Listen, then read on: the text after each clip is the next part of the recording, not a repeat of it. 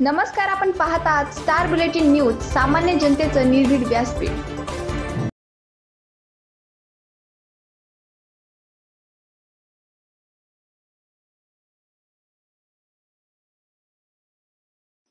नमस्कार, आपण पाहत आहेत स्टार बुलेटिन न्यूज. आपण आलो आहे पिंपरखेड गावी. तर राष्ट्रपती पुरस्कार विजेते कैलासवासी दाभाडे साहेबांच्या गोठ्यामध्ये आपण आलेलो आहेत. आणि एक 10 दिवसापूर्वी त्यांचा नखऱ्या नावाचा बैल, त्याला अनेक नावाने संबोधलं होतं. बांडा होता तो, त्याचं नाव दर्या या नावाने त्याला ओळखत होते. तर ज्या बैलांनी अनेक घाटामध्ये हिंद केसरी किताब पटकावला आणि हिंद केसरी किताब पटकावल्यानंतर दाभाडे कुटुंबाचं नाव ज्या बैलांनी गाडा क्षेत्रामध्ये प्रचंड असं मोठं केलंय, तर त्यांचा हा गोठा आहे.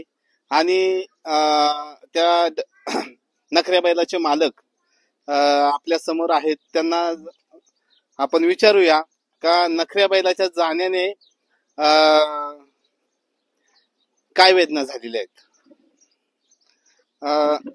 नमस्ते बाबा. नमस्कार. हा, काय नाव आपलं? बाबाजी पाटील दाभाडे. घ्या आता ते ठेवा. आता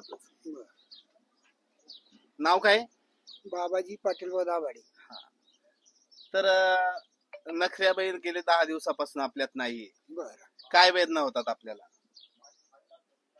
आता वेदना म्हणजे जवळजवळ तो बैल आपण 2006 ला बैल घेतला होता. हो. तर 2006 म्हणजे जवळजवळ 18 ते 20 वर्ष बैल आपल्याकडे होता. आता 18 ते 20 वर्ष असणारा बैल सहज वेदना होऊ शकतात ना. बरोबर. वेदना सहज होऊ शकतात. तर दर्याचा असा एखादा प्रश्न आहे का नखऱ्या बैलाचा तुमच्या, का आयुष्यमध्ये एखादा आहे का प्रसंग घाटामधला? घाटामधला तर प्रसंग आहे, पण घरचा पण एक प्रसंग आहे. बर. एक 4 ते 6 महिन्याच्या काळामध्ये वाघ आला गोठ्यामध्ये. वाघ आला गोठ्यामध्ये आणि बैल बसलेला बैल उठला आणि डरकाळी फोडली. वाघाने जशी झेप मारली तशावर सपरावर गेला आणि बैल डरल्यामुळे आम्ही सर्व कुटुंबातली लोक घराच्या बाहेर पळत आलो. बैल का डरला म्हणून, तर बघतो तो वाघ. मग बैलाने परत डरकाळी मारली. डरकाळी मारल्यानंतर वाघ पळाला. हा बैलाचा आयुष्यातला हा वाघाचा पहिला प्रश्न. आणि म्हणजे तुम्हाला सावध करण्याचं काम ह्या नखऱ्या बैलाने केलं कायम हमेशा. डांबरी रोडच्या खाली माणूस उतरला, नौका कोणी बी, मोटरसायकल कोणी बी, आपण गावात जरी असलो किंवा शेतीमध्ये मळ्यात जरी कुठं असलो, बैल डरला, कोणीतरी आपल्या गोठ्यावर पाहुणे आले किंवा आपल्या घरी कोणीतरी पाहुणे मंडळी आले, हे बाकी 100% गाड्या दगडावरची रेग होती. म्हणजे ह्या गोठ्यावरती या परिसरामध्ये अनोळखी नौका एखादा पाहुणा आला तर तो बैल तोंडाने बोलता येत नव्हतं म्हणून आपल्याला डरून सांगायचा. काही लोक मला असा प्रश्न विचारला, हा आता तुम्ही याच्या अगोदर बैल डरला नाही, आम्ही आलेला बैल डरला, तर मी त्यांना एक असा प्रश्न सांगितला का समजा त्याला बोलता येत नाही, आपल्याला बोलता येतो, तो तुम्हाला नमस्कार घालतो. मी कसं विनोदाने बोललो त्यांना. बरोबर. त्यांना एक विनोदाने बोललो, तो तुम्हाला नमस्कार करतोय, असं बैलाची ख्याती. तर बैलांनी आतापर्यंत साधारणपणे किती घाटामध्ये 1 नंबरचा किताब मिळवलेला आहे आणि किती बक्षीस मिळवले? आता तो जो आहे ना किताब 20 वर्षात एवढं काय सांगू शकता येणार. तर सर्वसाधारण आहे ना, बैलाची बारी अजून कुठं फेलच गेली. बरोबर. आयुष्यभर त्यांनी त्याचं नाव कमावलं त्या बैलाने. तर खऱ्या अर्थानं ज्या वेळेला नखऱ्या खरेदीची पारख म्हणून पारखेपासून तर अगदी शेवटच्या क्षणापर्यंत जे नखऱ्याला एकमेव घाटामध्ये हाताळीत होते ते फकीरा दाभाडे यांचं आपण विचारू का? नखऱ्या आणि तुमचं असं काय नातं होतं का जो नखऱ्या फक्त घाटामध्ये तुम्हालाच फक्त झोपू देत होता?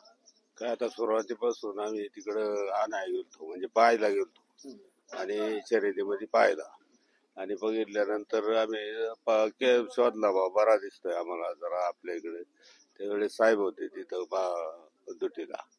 साहेबांना विचारलं, साहेब म्हणजे अरे तो जिंक का तुला एकट्याला झोपून? त्यावेळेस काय माहिती नाही एवढी मनावाची, पण ते योगायोगाने त्यांनी ते एकट्याला झोपून दिलं. तर शेवट सुरुवातीपासून तर शेवटपर्यंत ते अजिबात एक पाऊल सुद्धा इकडचा इकडे केलं नाही कधी आयुष्यात. कधी पायावर पाय दिला नाही, कधी सुटून गेला नाही. म्हणजे त्याचं शहाणपण आणि ती सवय लागून गेली त्याची मला माझी त्याला तुमचं आणि त्याचं एकदम नातं जडून attachment गेला. हो, आणि आयुष्यभर तो थांब म्हणला का थांबणार.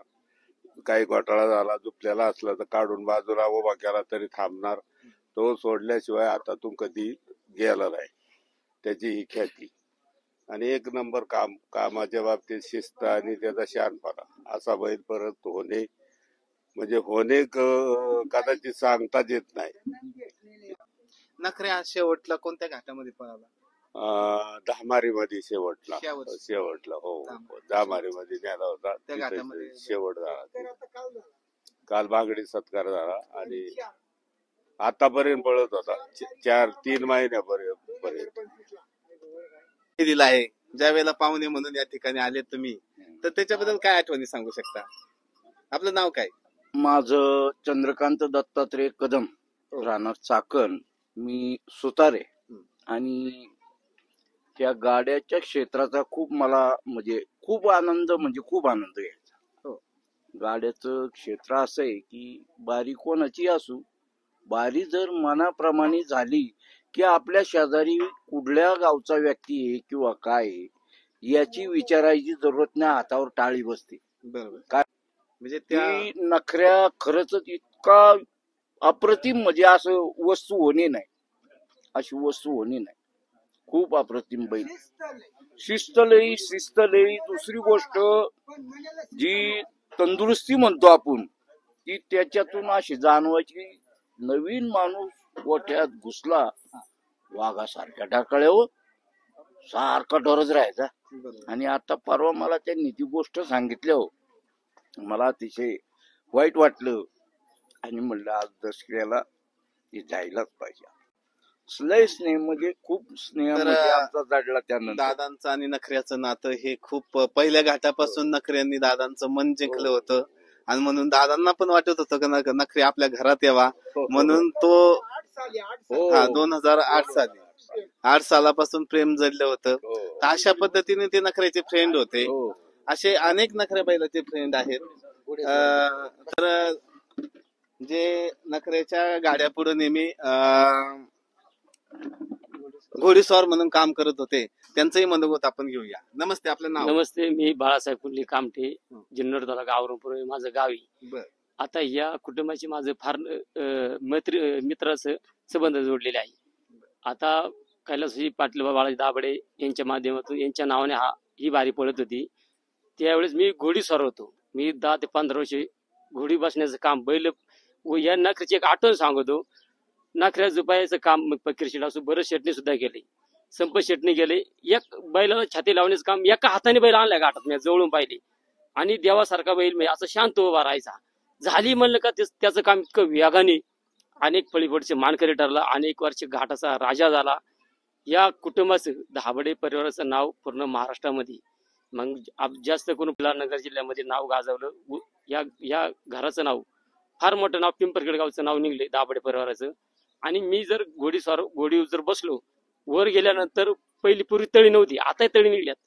बैल जर मी गेलो ना, लाक्षाला जर घोडी जुळवली, नखऱ्याला जर घोडी जुळवली तर नखऱ्या घोडी जवळ यायचा. मी एका हाताने बैल पकडला, बैल नखऱ्या म्हणलं का नखऱ्या थांबायचा. म्हणजे इतका गुणी बैल, इतकं त्याच्या आठवणी सांगता येईल. मग त्यावेळी त्यांचं मध्ये पूर्वी विजया नावाचा एक बैल होता, विजयाची त्याला, आणि त्याच्याबरोबर एक गावठी बैल होता. बरोबर, गावठी हे काढव जुनं होतं. आणि त्यावेळेस मी घोडी बसायचं. आणि इतकी बैल आहेत आज बघा, या गाडा मालका 2 बाऱ्या पळतीने एवढी बैली, मी आड बैली. बरोबर. आज यांचं फार मोठं नाव आहे दाभाडे परिवाराचं. मग त्यांना जोपासण्याचं काम मी जवळून पाहिले. भरतदादा असेल, शरद असेल, संपत असेल, बाबादादा असेल, मंगेश असेल, हे सर्व परिवारांनी या बैलांना इतकं जीव लावलेलं आहे. मग त्यांना रतिबाचं बघा, त्यांना पार शांगदाना पेंट, पार त्यांना इतका रतीब बघा, इथं बिटाचं डिगल पडलंय. पार इतकं जीव लावले का गाडा मालकांनी. त्यांचा एक आदर्श घेण्यासारखा हा परिवार आहे. आणि आज या परिवाराने एवढा मोठा दसकरी या ठिकाणी संपन्न झाली. एवढे गाडा मालक, गाडा शौकीन या ठिकाणी उपस्थित आहेत. आमच्या संपूर्ण गाडा मालकांच्या वतीनं, औरंगपूर बैलगाडा संघटनेच्या वतीनं, महाराजा ग्रुप जांबूत, प्रतीश पवार बैलगाडा संघटनेच्या वतीनं या नखऱ्या बैलाला भावपूर्ण श्रद्धांजली अर्पण करतो. ओम शांती, ओम शांती. अशा पद्धतीत आपण ह्या घराच्या समोरच अगदी घराचा उंबरठा ओलांडीत असतानाच पहिल्यांदा नखऱ्या बैलाच्या समाधीचं दर्शन होणार आहे. ही नखऱ्या बैलाची समाधी आहे. जे जसाच्या तसा हुबेहूब हा नखऱ्या बैलाची प्रतिमा दाखवण्यात येत आहे. जशी आहे तसे पुतळा तयार केलेला आहे नखऱ्या बैलाचा. किती हे प्रेम आहे पहा.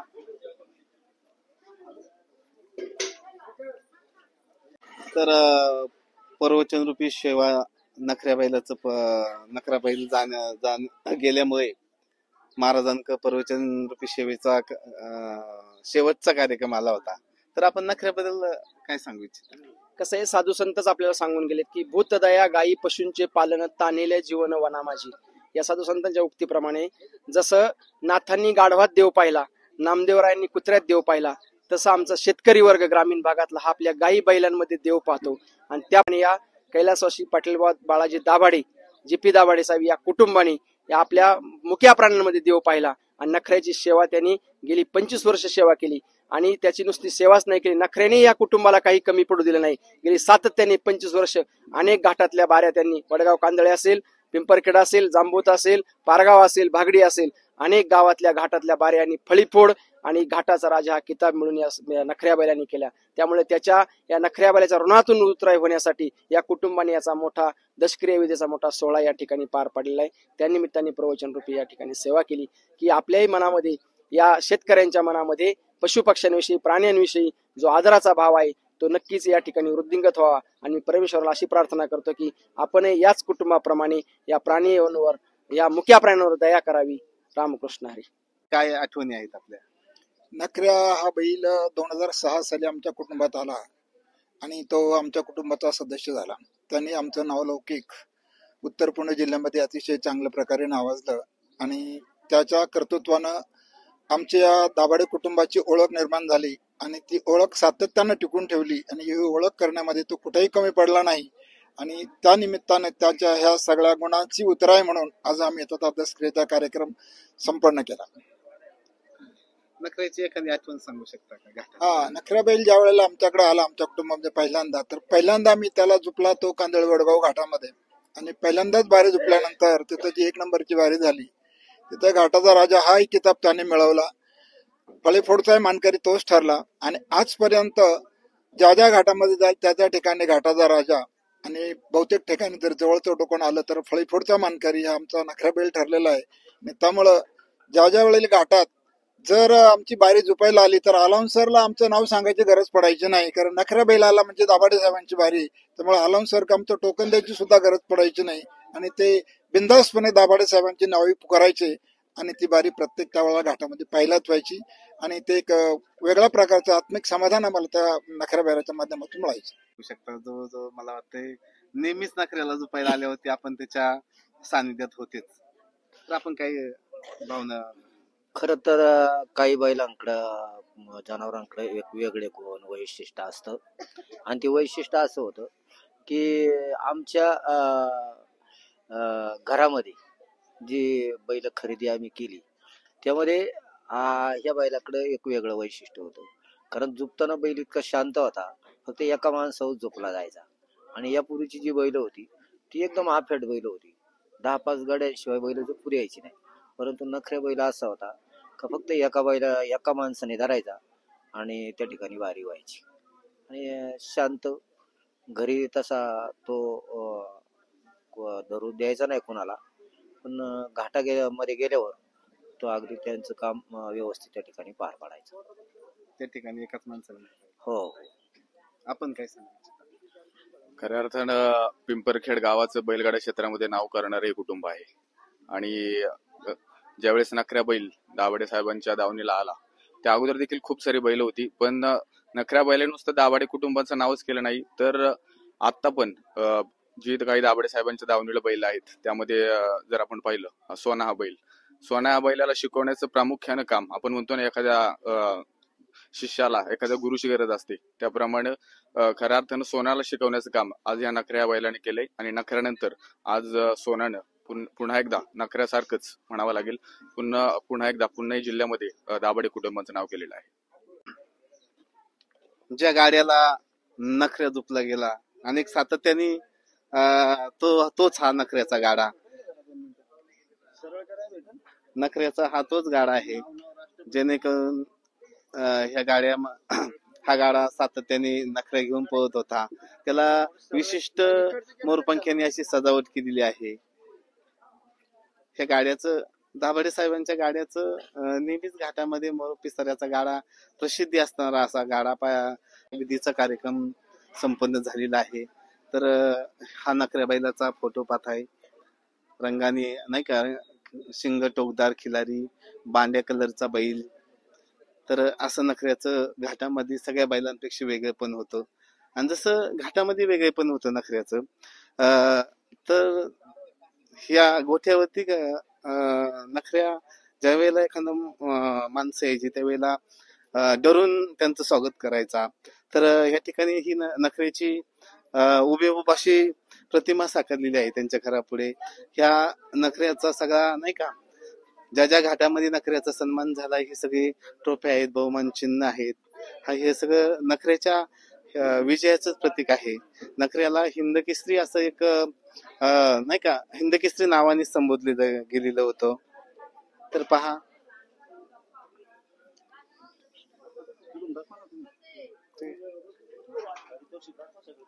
हा, तर हे हिंद केसरी नाही का, वडदच्या घाटामधलं पारितोषिक आहे. अनेक घाटांमधल्या सगळ्या टोप्या पाहतोय आपण. अनेक बक्षीस आहेत घरामध्ये, कंपनीमध्ये लावलेली. तर नखऱ्यांनी ह्या कुटुंबामध्ये बक्षिसाचा वर्षावच ह्या कुटुंबामध्ये आणलेला आहे.